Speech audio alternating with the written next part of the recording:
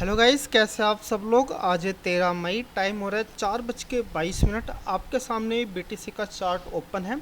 यह चार्ट आप 15 मिनट के टाइम फ्रेम पर देख रहे हैं। इस 15 मिनट के टाइम फ्रेम पर आपको एक माइनर सपोर्ट दिख रहा है 1,02,442 का।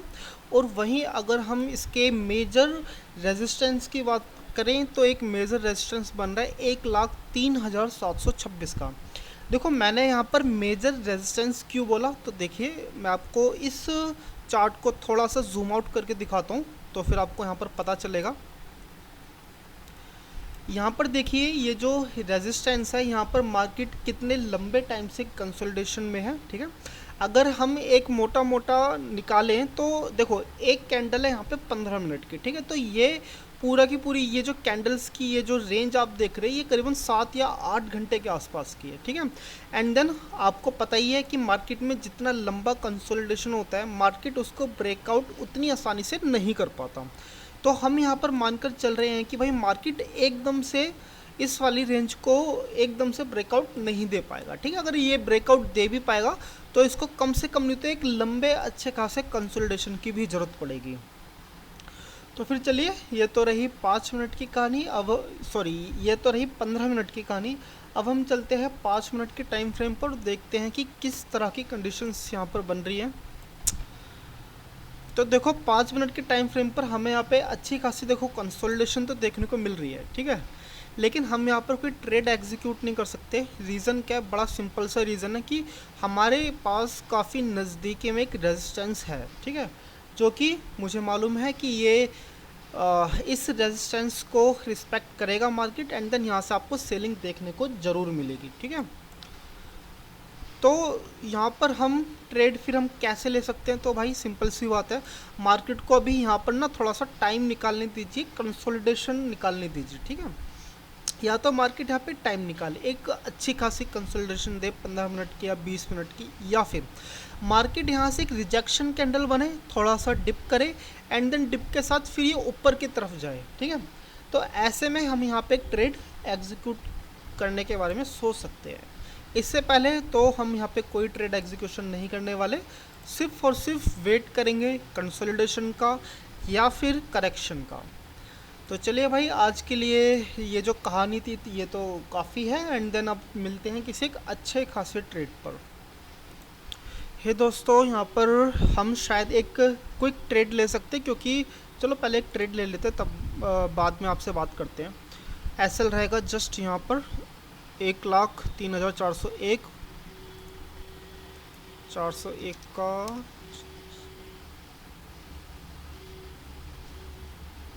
करीबन नहीं तो 1.5% के आसपास का एसएल है। देखो, मैं आपको यहाँ पर बताता हूँ मैंने यहाँ पे ट्रेड लिया क्यों है। देखो, जैसे कि मैं आपसे कह ही रहा था कि यहाँ पर पहले से एक कंसोलिडेशन हो चुकी है। ठीक है, ये जो आप रेंज देख रहे हैं ये कंसोलिडेशन है। यहाँ पर क्या है कि यहाँ पर एक छोटी सी कैंडल ही बनी है, मुझे मालूम है। हम यहाँ पे ना एक छोटी सी क्विक ट्रेड ले सकते हैं, क्योंकि इसकी जस्ट ब्रेकआउट यहाँ पर हो चुका था एक छोटी सी कंसोलिडेशन का। तो देखो, यहाँ पर हम ना बहुत लंबे टाइम तक इस ट्रेड को होल्ड में नहीं रखेंगे। जैसे कि यहाँ पे क्विक बाइंग आएगी, तो वैसे ही हम यहाँ पर एक एक प्रॉफिट का एक छोटा सा मार्जिन रखेंगे। ठीक है,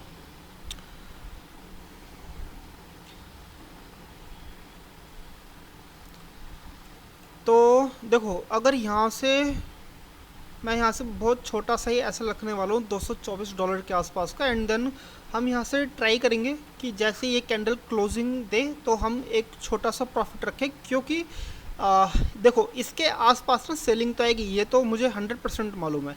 लेकिन यहाँ पर ना एक ना क्विक बाइंग भी आएगी, हो सकता है कि यहाँ पर हमें एक एक स्पाइक देखने को मिल जाए। ठीक है, इस वाली रेंज पे।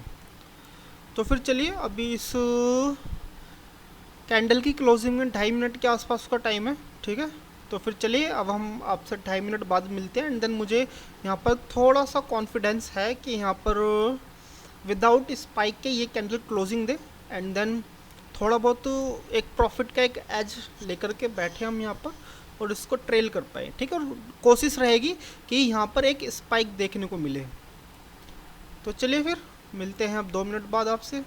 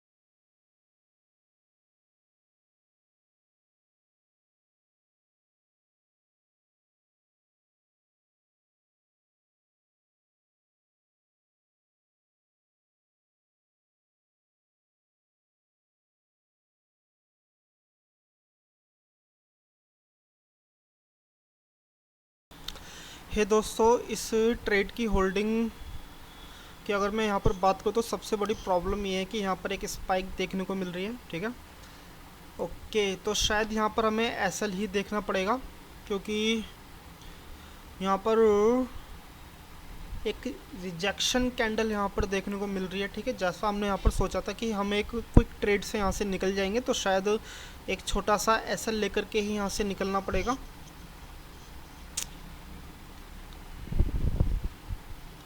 तो आई थिंक शायद 13 सेकंड बाद यहाँ से मेरा शायद एसएल यहाँ पर हिट हो जाएगा। चांसेस, प्रोबेबिलिटी काफ़ी हाई है, 90% तो चांसेस यही है कि मैं यहाँ पर एसएल के साथ ही निकलने वाला हूँ।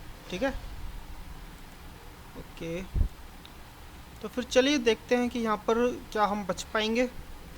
बच पाना तो देखो मुश्किल तो है, इतना तो एक यहाँ पर रिजेक्शन कैंडल तो हमें मिल ही चुकी है। तो फिर चलिए फिर अब एसएल पे मिलते हैं। $184 का तो लॉस यहाँ पर चल ही रहा है। चलिए फिर बाद में मिलते हैं।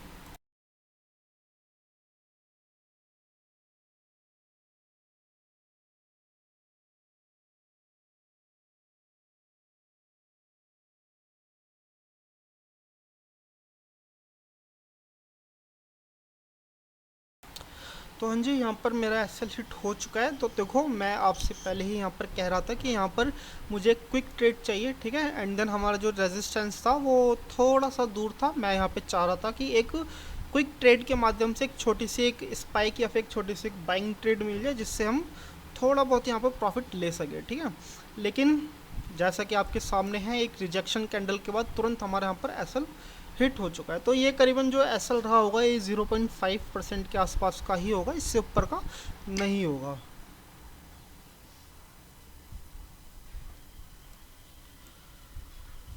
तो फिर चलिए, आज के लिए वीडियो में बस इतना ही। आपको वीडियो कैसी लगी आप मुझे कमेंट करके बताइए। तो चलिए अब मिलते हैं अगले दिन पे।